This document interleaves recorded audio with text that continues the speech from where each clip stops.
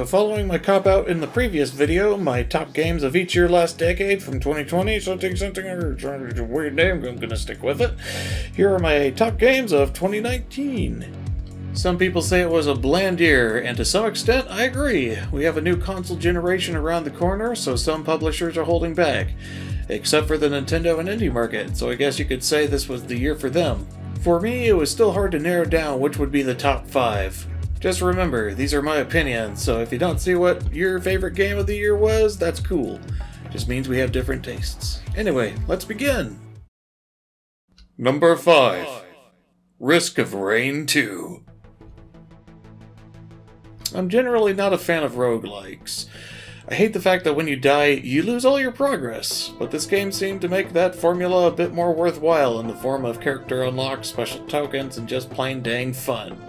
Granted, it's not officially out, and will be officially out later this year, so we'll go ahead and exclude it from next year's list. But still, I had a ton of fun with the game. It's great seeing how crazy your character can get after rolling around in power-ups for an hour. Though I think my greatest flaw with the game, though, is that if you're good at it, the runs can go on a bit too long. I remember having 2-hour runs being a common thing, and I would just wonder where my day went afterwards. Unfortunately, as is with my general dislike of roguelike games, if a run goes on for too long, you can't save in the middle of it, and if you're going on for longer than 2 hours, you kinda just end up committing seppuku. I felt like the game would waste my time if I suddenly had to take care of an emergency or something like that. I mean, sure, you got that pause button, but do you really want to let this game sit open overnight? Not really. Still, the game was a solid blast to play for a week or so. And even more so with friends. That's why it claims my top 5 spot. It's flawed, but enjoyable. Number 4. Death Stranding. So this is probably the only AAA game that came out this year next to some Nintendo and indie releases that at least I can recall. And I don't normally play PS4 games, but this one managed to break that mold. Death Stranding was a strangely controversial game when it came out for some dumb reason. I still don't get it. For me, it was a new experience. It seemed like a lot of people were expecting some horror-coded Metal Gear Solid game. But nope, it's a FedEx simulator. But that's also not the point. You are also a cable man who goes around connecting desolate areas of the world to a network. Then you get access to what I would honestly consider the most amazing feature this year. After you connect, you get access to this thing called the Chiral Network. It lets a bunch of random bridges, ladders, and buildings into your game world that other players have built. The fact that you can build bridges, roads, zip lines, and other items to help assist people in this world makes it a very unique and indirect co-op experience. It made me excited to get connected to the network just to see what little things people would have left behind to help me out.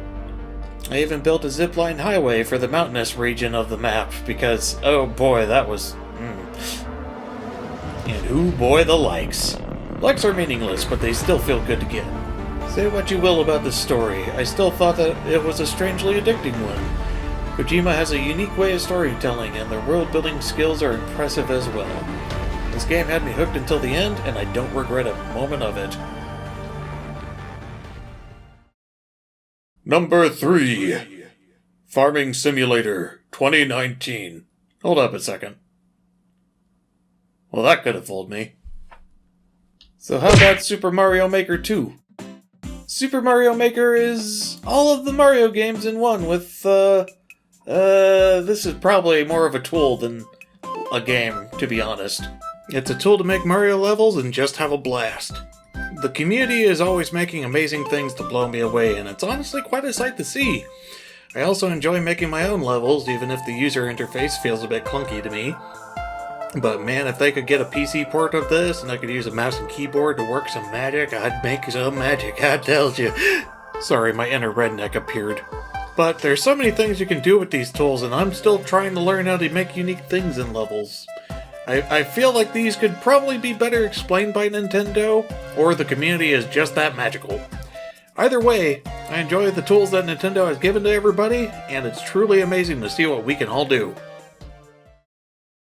Number 2. Ion Fury. I grew up on these games. The classic shooters, as they'll call it. Wolfenstein, Doom, Duke Nukem, all those kind of ones. Seeing a modern version of it was a great and fun time. You certainly don't get FPSs like these anymore. The fast-paced, action-shooty ones, yeah. Typically they're slow and you have to duck behind cover every 5 seconds. Thanks, Call of Duty. But seriously, this game is full of charm, amazing level design, Easter eggs, secrets, and more, along with some good explosive action in the process. And you can fiddle with stuff, you know, like in Duke Nukem when you would play the arcade machine, but honestly everybody would just kick it because you're in an angry, adrenaline-filled rage. That plus the set pieces are just amazing. It doesn't feel like an engine that hasn't been used in 20 years. I'm genuinely surprised that the strength of the build engine is capable of processing all this. Granted, memory has pentupled since the last time it was probably used and has a lot more to work with, but this is a tried and true formula being brought to life 30 years well after its times and it still stands strong. Runner-ups. Now before we have our finale, I'd like to showcase some games that almost got onto my list, but not quite. So this is just a nice little segment dedicated to them. Too bad I don't have enough time in my day to make a top 10, otherwise I would.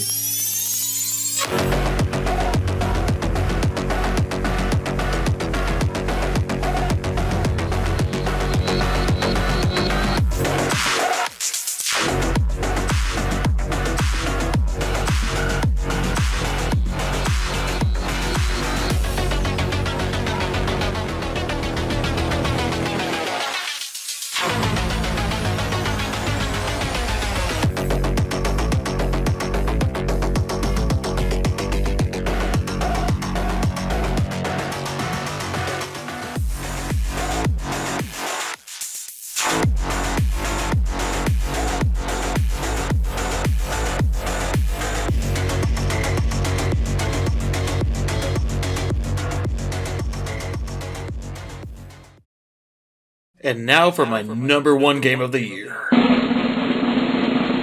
Oxygen, Not Included. This game is amazing, not just the design, but also the fact that my dumb Aspergian brain loves it to the nth degree. Sure, by the looks of it, it's a colony survival game, but that's only the skin of it.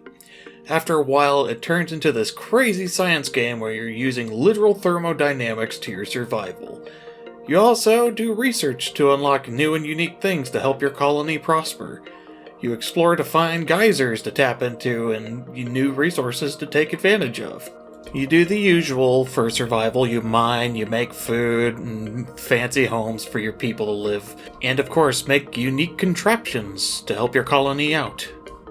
That's where this game gets a lot of focus, is that there's so many tools that you can put to use and make something amazing with.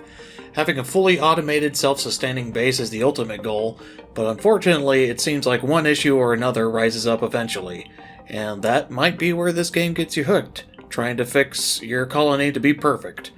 Otherwise, it might be a slow eventual slide into entropy, with your colony slowly dying and you doing everything in your power to stop it. Because dupe lives matter. I mean, seriously, look at how cute they are.